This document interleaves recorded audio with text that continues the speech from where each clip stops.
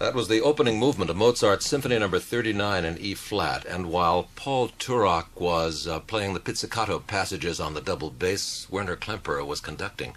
Was the orchestra following your every move, Mr. Klemperer? Well, of course, they have no choice. It's in the groove. Yes, I'd say. What did you think of what you heard? Well, first of all, for me, this whole introduction to that first movement is such an incredible piece of music that I lose objectivity. I think it is one of the major pieces of music in the world, of course.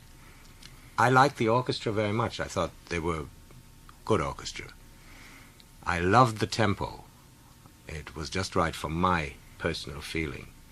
It certainly proves one thing, that those who believe that Mozart is a rococo composer is really way off. For to me, Mozart is Beethoven. I mean, I think he is robust, he is strong, he's dramatic, he's romantic, he's all those things, and he's not lace handkerchief. And I think that was proven in this performance. I thought it had a great deal of strength. I felt it had a beautiful line. I missed you were talking about the pizzicato. That must be in the recording. I thought it was I could almost not hear it, and I think it's very important.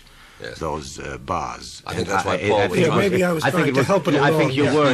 It was in the recording, possibly. I suspect, and I may be wrong about this, I suspect that this is not a very recent recording. Now, I'm going to go right into the pond on this one, I'm sure, when we find out it's the latest recording. But I suspect it is not. Mm-hmm. I really have it has to be relatively recent at any rate, but we'll talk about that a little bit more when we do all of our identifying. Paul Turok, were you trying to help the bass along? I guess I was. I thought the recording was rather cavernous and... what is that? I'm sorry, what does that mean, cavernous? Well, cavernous means cavernous, I think. Oh, cavernous. Yeah, I right see. you are. Okay. Recorded in a bathtub or in a shower with a glass door or something. It had quite a bit of echo for me, and I enjoyed the performance very much. I don't think I'd want to live with it on a daily basis because it stretches the expressive possibilities almost to the end, I thought, in the sense that sort of like somebody reading a Shakespeare sonnet as portentously as they would read a Hamlet soliloquy, and then it sort of turns out that it works. But it's just a little off the beaten path. I think that the attempts at textural clarity, which were there, I heard marvelous accents in clarinets and things. Obviously, this conductor is working at bringing out the detail. They were, in some degree, I thought, defeated by the breadth of the performance. Very interesting, but a little strange. Mm-hmm. Thank you, Paul Turok. Edward Downs? Well, it was that very quality of slight strangeness that really grabbed my attention very pleasurably at the beginning.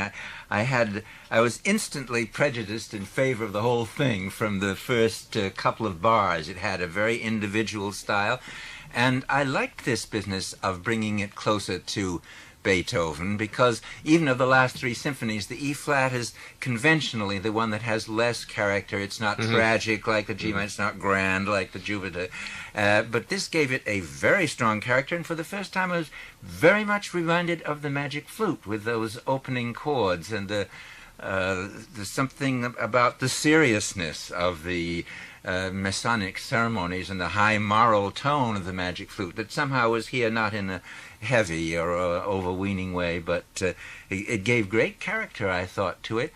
There were funny things, odd things about it. I was just continually surprised by the way he articulated the very first line, ba-dum, ba-dee-da.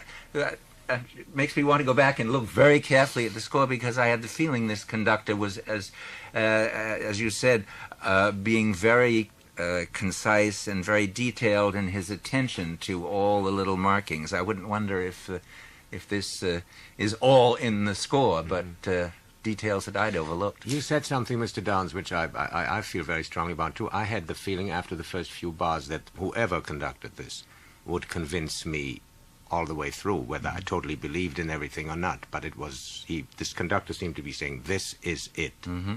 It's an Angel recording, and the conductor under discussion is Jeffrey Tate. Oh, it's a fine musician. Yeah, now the English Chamber Orchestra's regular conductor, who also conducts frequently at the Metropolitan Opera here in New York. Huh? Your father did record this work as well. Yes, the introduction to me was ominously close to my father's recording, I felt. After that, Yes. it went into different areas, but I felt I toyed with the idea and then rejected it. Yes, you had also observed the fact that some of the repeats were not. Oh, to use yes, the I same word, think this observed. also proves that the great classical composers, when they wrote these repeats, knew what they were doing. I think it belongs there, and I agree. I resent this taking away the repeats so often. Yes. Thank you, gentlemen. First hearing will continue in a moment with something not by Mozart.